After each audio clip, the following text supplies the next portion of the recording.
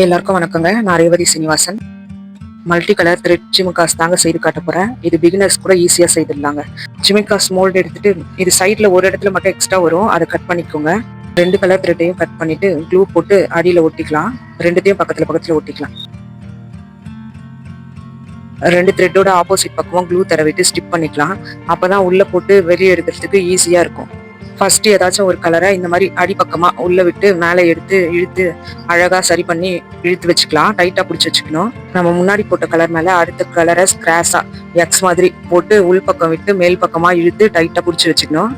இதே மாதிரி அடுத்தது ஒன்னோட ஒண்ணு கலர் மாத்தி மாத்தி இந்த கலர் ஒரு தடவை அந்த கலர் ஒரு தடவைன்னு கிராஸா போட்டு உள்ள விட்டு வெளியே மேல எடுத்துக்கணும். இழுத்து டைட்டா பிடிச்சிக்கணும். அதை மறந்துடாதீங்க. டூ சுட்டா ஷேப் மாறிடும்.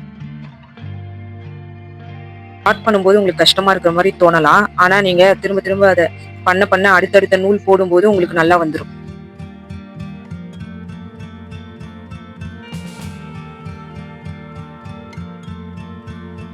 ஒண்ணு முடிச்சிட்டேன் பாருங்க. பினிஷிங் இப்படிதான் இருக்கும்.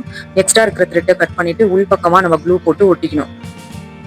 ஜிமிக்கியோட கார்னர்ல ஃபுல்லா க்ளூ அப்ளை பண்ணிட்டு ஒயிட் ஸ்டோன் ஷைன் அதை நான் அப்படியே ஒட்டிடுறேன்.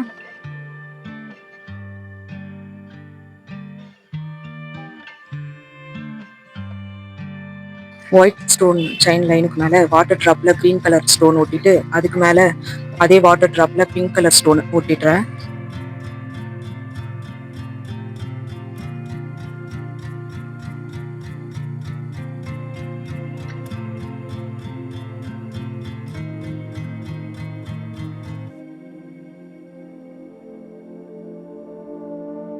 அவ்வளவுதாங்க. இன்னொரு பக்கமும் ஜிமிக்கி ரெடி பண்ணி ரெண்டுத்தையும் காய விட்டுடலாம்.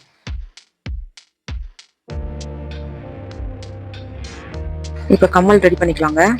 இதை நான் முக்கோணமா செய்ய போறேன். பிங்க் ஸ்டோனு 3, கிரீன் ஸ்டோன் 2, அதுக்கு மேல பிங்க் ஸ்டோன் 1 வச்சுட்டு ஒயிட் ஸ்டோன் செயினை சுத்தி முக்கோணம் மாதிரி ஒட்ட போறேன்.